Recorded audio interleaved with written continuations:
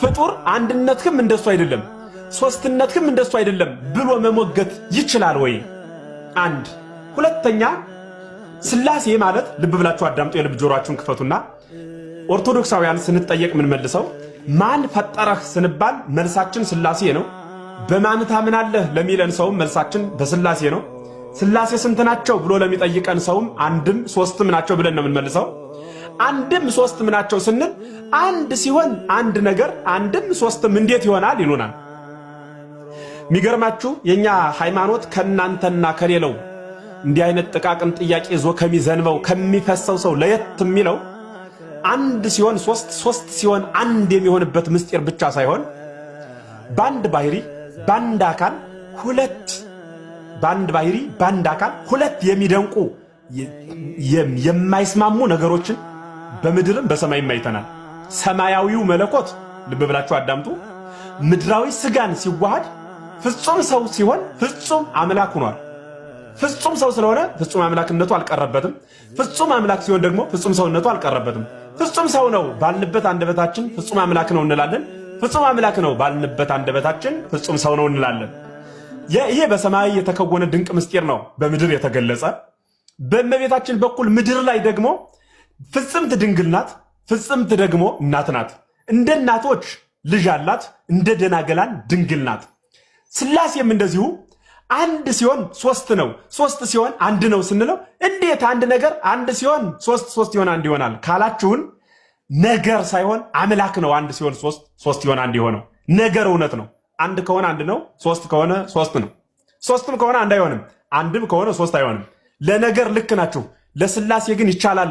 ለምን ካልኸይ አይቻልም ብሎ የሚሞግተውን አእምሮ ለፈጠረ ስላሴ የማይቻለው ነገር የለምና ስለሆነም አንድ ሲሆን ሶስት ነው፣ ሶስትም ሲሆን አንድ ነው ተብሎ ለስላሴ ተነገረለት። በአንድነቱ ርባኤ በሶስትነቱ ምንታዊ የሌለበት ሶስት ስለሆነ ያልተከፈለ አንድ ስለሆነ ደግሞ አንድ ነው ብለን ስለተናገር ነው ደግሞ ያልተጠቀለለ ሳይጠቀለል አንድ ነው ሳይከፈል ደግሞ ሶስት ነው ማለት ነው። ሳይከፈል ሶስት ሳይጠቀለል አንድ የሆነው ስላሴ ለዘላለም ስላሴ ተብሎ ይነገራል። ጽኑ ሶስትነት ማለት ነው። በዘመን የማያረጅ አብ ለዘላለም ልጅ ነው። ማን ነው? አባት ነው። ወልድ ለዘላለም ልጅ ነው። ዘመን ስለገፋ ዓመታት ስለተለወጠ ጊዜያት ስለመጣ ወልድም ልጅ ከመሆን አይናወጽም፣ አብም አባት ከመሆን አይናወጽም፣ መንፈስ ቅዱስም የሰረጸ የተገኘ ከመሆን አይወጣም። አብ ለዘላለም አባት፣ ወልድ ለዘላለም ልጅ የሆነበት ይህ ድንቅ ምስጢር ምስጢረ ስላሴ ይባላል። ምስጢረ ስላሴ ይባላል።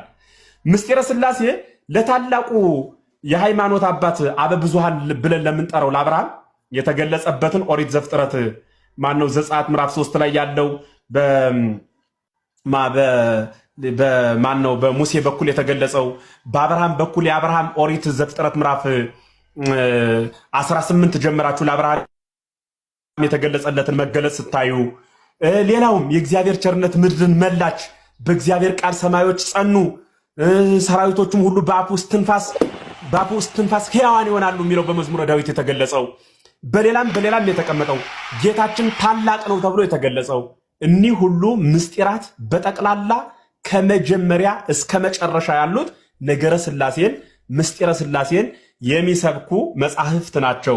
ጌታችን ታላቅ ነው፣ ኃይሉም ታላቅ ነው፣ ለጥበቡም ቁጥር የለውም ይላል ዳዊት በመዝሙሩ 146 ላይ።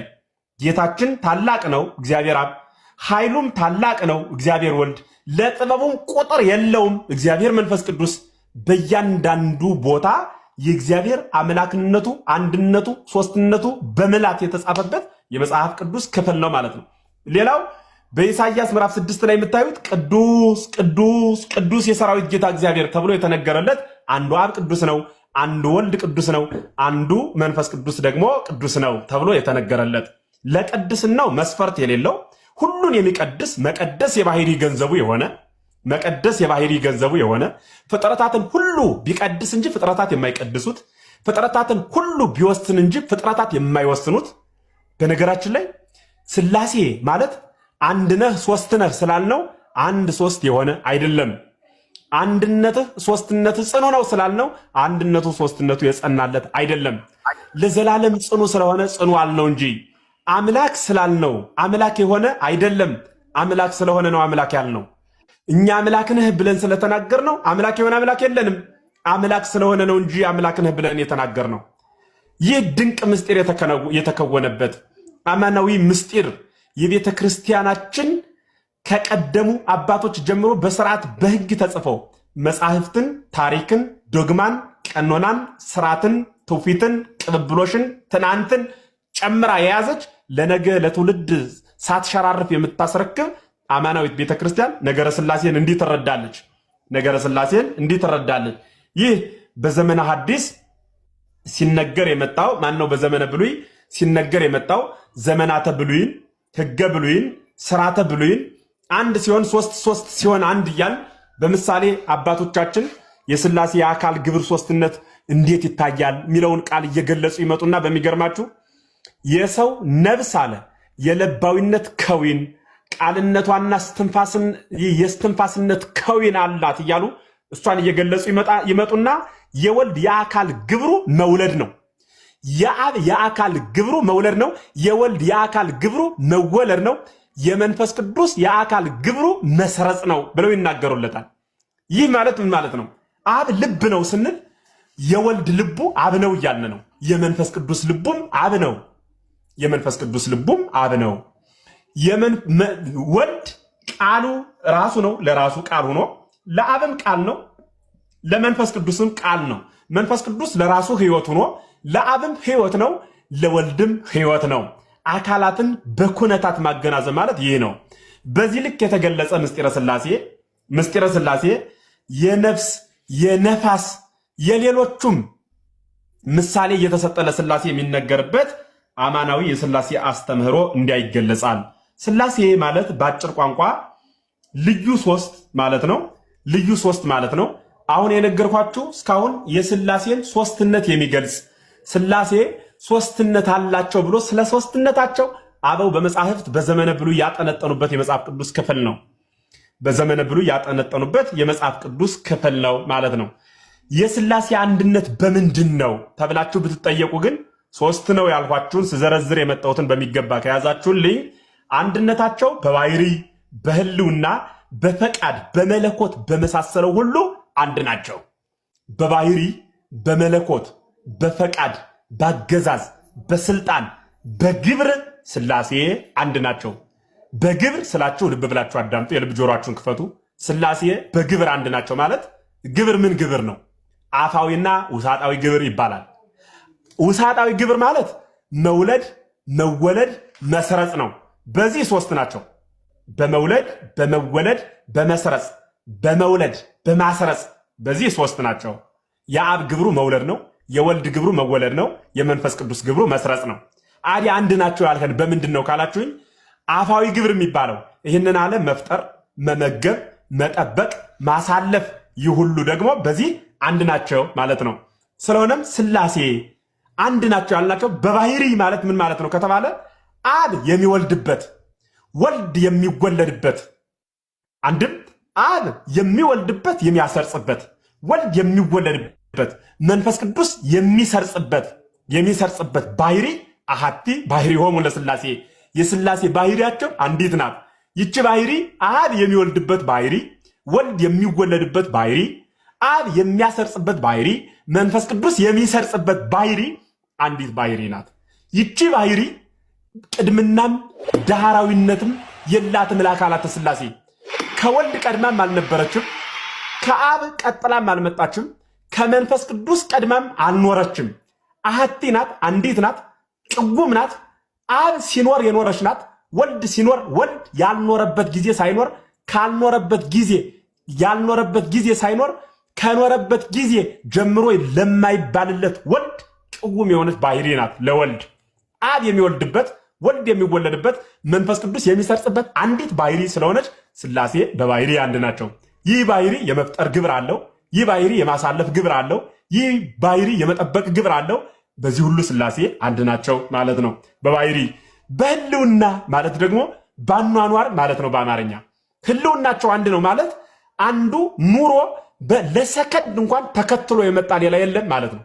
አብ ሲኖር ቆይቶ ወልድ ተከትሎ አልመጣም። መንፈስ ቅዱስ ሲኖር ቆይቶ አብ አባት ስለሆነ ቆይቶ የመጣ አይደለም። ወልድም ማለት ቀድሞ የቆየ አይደለም።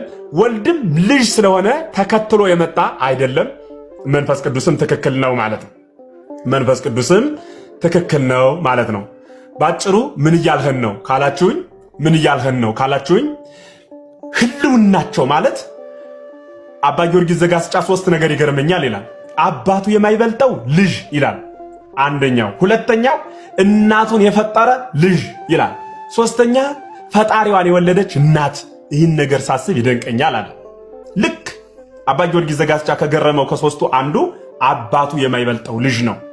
አባቱ የማይበልጠው ልጅ ማለት ልብ ብላችሁ አዳምጡ፣ የልብ ጆሮአችሁን ክፈቱና ስሙኝ። አባቱ የማይበልጠው ልጅ ማለት አብ ወልድን ወለደ ስለተባለ፣ ወልድ ደግሞ የአብ ልጁ ነው ስለተባለ መቀዳደም የለም። ለሰዓት አሐቲ ከመቅጽበት አይን አብ ለዘላለም አባት ከሆነ ወልድ ደግሞ የዘላለም ልጁ ነው ማለት ነው። ወልድ ለዘላለም ልጅ ከተባለ አብ ደግሞ ስሙ ለዘላለም የአካል ስሙ አብ ከሆነ ስለዚህ ወልድን ያልወለደበት ጊዜ የለም ማለት ነው። ወልድን ሳይወልደው ኑሮ ከወለደው በኋላ አባት የተባለ አይደለም ነው የምላችሁ። ለዘላለም አባት ከሆነ ለዘላለም አባት የሆነው ልጅ ስላለው ነው። ለዘላለም ደግሞ ልጅ ነህ ያልነው ለዘላለሙ ከአባቱ የማያንስ ዘላለማዊ ልጅ ስለሆነ ነው። እንዴ አባቱ የማይበልጠው ልጅ እንዴት ይሆናል ይልሃል አንዱ ይመጣና፣ አባቱ የማይበልጠው ልጅ ልጁ ነው ትላለህ፣ እንዴት አይበልጠውም? አዎ ለስጋዊ ትክክል ነህ፣ አባቱ የማይበልጠው ልጅ የለም። እየነገርኩ ያለው ግን ስለ መለኮት ነው። መለኮት ደግሞ ይዳኝሃል እንጂ አዳኘውም። ነይ ካለህ መቀበል ነው። የመገለጽ ሂደት ስለሆነ የገለጸ ደግሞ ባለቤቱ ራሱ መንፈስ ቅዱስ ስለሆነ ማለት ነው። መንፈስ ቅዱስ የገለጸበትን ጎዳና፣ መንፈስ ቅዱስ ያስቀመጠበትን ጎዳና ተከትሎ አምኖና ተቀብሎ መሄድ ደግሞ የክርስቲያኖች ሁሉ መገለጫ ነው። አንድም መጻሕፍት ሁሉ የተጻፉት እስትንፋስ እግዚአብሔር ናቸው። መጻሕፍት ሁሉ እስትንፋስ እግዚአብሔር ናቸው። መጻሕፍት ሁሉ ሐሳብ እግዚአብሔር ናቸው። መጻሕፍት ሁሉ ሕግ እግዚአብሔር ናቸው። መጻሕፍት ሁሉ በእግዚአብሔርና ለእግዚአብሔር መገለጫዎች የተጻፉ ናቸው። እንዲህ ከሆኑ በእግዚአብሔር የተጻፉ የእግዚአብሔር መገለጫዎች ከሆኑ መጻሕፍት ነገረ ሥላሴን ምስጢረ ሥላሴን ስትረዳ ለሰው አባት ቀድሞ ልጅ ቀጥሎ ነው የሚወለደው። ለሥላሴ ግን አብ ያልበለጠው ወልድ፣ ወልድ የማያንሰው አብ አለን ማለት ነው። ይህ ለምስጢረ ሥላሴ የሚነገር አማናዊ ቀዋሚ የቤተ ክርስቲያኗ ምስጢር ነው ማለት ነው። የቤተ ክርስቲያኗ ምስጢር ነው። በሌላ በኩል ሥላሴ በምንና በምን ነው ያልኋችሁ? አሁን እየነገርኳችሁ በህልውና አባት ስለሆነ አንዱ አልቀደመም፣ ልጅ ስለሆነ ሌላኛው አልተከተለም። መንፈስ ቅዱስም ሰራጺ ስለሆነ ወደኋላ ዳህራዊነት የለውም። ብዙ ጊዜ የሚጠየቅ አንድ ጥያቄ አለ። ወልድ ከአብ ተወለደ፣ መንፈስ ቅዱስ ደግሞ ከአብ ሰረጸ ይባላል። መስረጽና መወለድ አንድነቱና ልዩነቱ ምንድን ነው ብለው ይጠይቋችኋል። በሞቴ ፈጣሪን ትመረምራላችሁ እንጂ የፍጡር ጥያቄ ብጠይቃችሁ እኮ አትመልሱልኝም። ሔዋን የተገኘችው ከማን ነው ብዬ ብጠይቃችሁ ከአዳም ነው የምትሉኝ። አቤል የተገኘው ከማን ነው ብዬ ብጠይቃችሁ ከአዳም ነው የምትሉኝ። ግን የሚገርማችሁ ለአቤልም ለሔዋንም መገኛቸው አዳም ሆኖ አቤልን ልጁ ስንለው ሔዋንን ደግሞ ሚስቱ ወይም ደግሞ በፀዓት የተገኘች እንላታለን። ሔዋን የተገኘችው ከጎኑ አጥንት በመውጣት ነው። አቤል ደግሞ ከአብራኩ ክፋይ በመሆን በመወለድ ነው። ሁለቱም ከሱ ተገኝተው ሔዋንን ከአብራኩ የወጣች የተከፈለ ማን ነው? ከአብራኩ የተወለደች አንላትም። በፀዓት የተገኘች ከጎኑ አጥንት የተገኘች እንላታለን። አቤልን ደግሞ የተወለደ እንለዋለን። ልክ እንደዚህ ሁሉ ወልድን የተወለደ ብለን ተናገረን፣ መንፈስ ቅዱስን ደግሞ በፀዓት የተገኘ እንለዋለን። ልክ ሰው ሲተነፍስ እና ሲናገር ተናገሩ፣ ሲተነፍስ ተነፈሱ ይላል። ሁለቱም ግን ከልቡ የተወለደ ነው። ቃሉም ከልቡ ነው የሚወለደው፣ እስትንፋሱም ከልቡ ነው የሚወጣው። አንዱን ተነፈሱ፣ አንዱን ተናገርሁ ይለዋል። ልክ እንደዚህ ሁሉ ወልድን ወለድሁት፣ መንፈስ ቅዱስን ደግሞ እስትንፋሴ ሕይወት ያደረግኩት ይላል። ስለዚህ ሕይወቱ ሆኖ የተገኘ ነው ማለት ነው። ሕይወቱ የሆነ ማለት ነው። ባጭሩ ነገረ ሥላሴ እንደሱ መረዳት ነው። ሌላኛው በፈቃድ አንድ ናቸው። ሥላሴ በፈቃድ ስንት ናቸው አልኋችሁ? በፈቃድ ለምሳሌ 3 አካል ያለው ሰው በሐሳብ ተስማመው ቢል ፈቃዱ አንድ አይሆንም። ሥላሴ ግን በፈቃድ አንድ ናቸው ማለት የአብ ፈቃዱ ከወልድ ፈቃዱ የተለየ አይደለም። የወልድ ፈቃዱ ከአብ ፈቃድ የተለየ አይደለም። የመንፈስ ቅዱስ ፈቃድም ከአብ ከወልድ ፈቃድ የተለየ አይደለም። እንዴት ካላችሁኝ የአብ ልቡ ራሱ አብ ሆኖ ልብነቱ ለወልድና ለመንፈስ ቅዱስ ልብ ነው እያልኋችሁ ያለሁት። ሁለተኛ ልብ የለም በስላሴ ዘንድ። አብ የራሱ ቅውም አካል ስላለው የራሱ ልብ፣ የራሱ ቃል፣ የራሱ እስትንፋስ የለውም። ልቡ ራሱ ሆኖ እስትንፋሱ ግን መንፈስ ቅዱስ ነው። ቃሉ ደግሞ ወልድ ነው። ልክ እንደዚሁ ሁሉ ቃላቸው አንዲት ናት። ያችም ቃል በወልድ ቃልነት በኩል የምትገለጽ የስላሴ ቃል ናት። አብ የራሱ ቃል፣ ወልድ የራሱ ቃል፣ መንፈስ ቅዱስ የራሱ ቃል የለውም። አንዲት ቃል ካለች፣ አንድ ልብ ካለ ሁለት ሐሳብ የለም።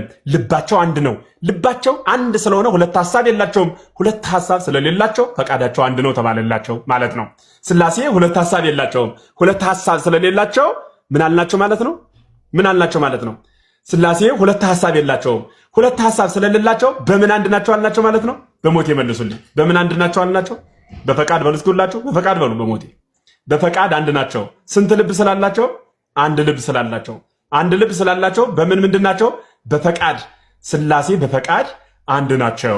በጣም ግሩም፣ ቸሩ ያክብርልኝ። ስላሴ በፈቃድ አንድ ናቸው።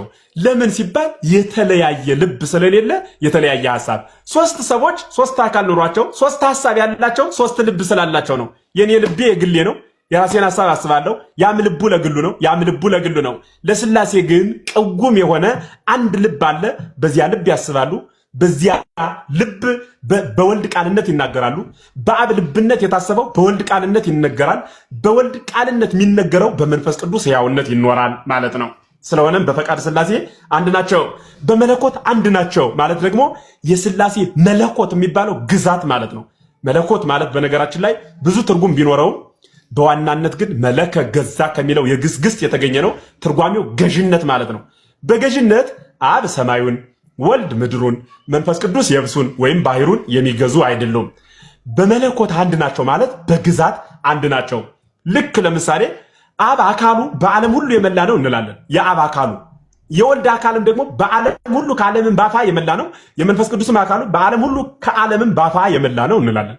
እንዲህ ብለን ስንናገር አብ በዓለም ባፋ በዓለም ውስጥም ያለውን አብ ከመላው የወልድ አካሉ የተለያረፈ ካላችሁኝ ልክ እንደ ብርሃን ነው። አሁን የምታዩት ፀሐይ መልተዋለች ምድርን። ሌላ ፀሐይ ደግሞ ልብ ብላችሁ አዳምጡ። ምድርን መልታለች። ማናት የመላችሁ? ይቺ ያለችው ፀሐይ።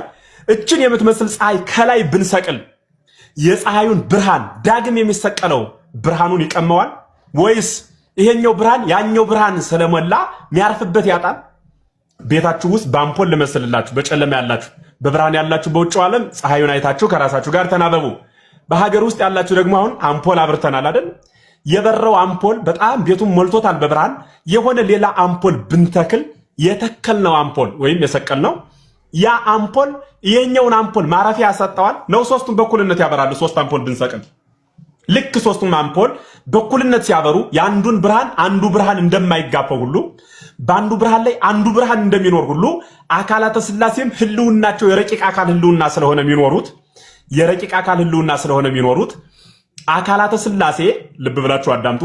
የረቂቅ አካል ህልውና ስለሆነ የሚኖሩት የአብ አካሉ በመላበት ሁሉ የወልድ አካል የመላ ነው። የወልድ አካል በመላበት ሁሉ የመንፈስ ቅዱስ አካል የመላ ነው።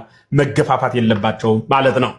መገፋፋት የለባቸውም። ስለዚህ በመለኮት አንድ ናቸው ማለት ዓለምን በመግዛት ትናንት በመፍጠር ነገን በማሳለፍ መለያየት የለም። አንተ እሱን ፍጠር፣ አንተ ይህን አሳልፍ ተብሎ እንደ ሌላ ሰውም መመዳደብ፣ እንደ ፍጡር መመዳደብም የለም ማለት ነው።